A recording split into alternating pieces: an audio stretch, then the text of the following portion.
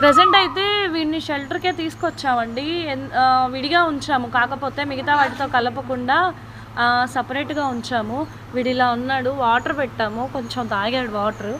Already ఇందాక పాలు పెట్టాము కాబట్టి. చూడండి అసలు ఎలా దారుణంగా ఉందో వాడి పరిస్థితి.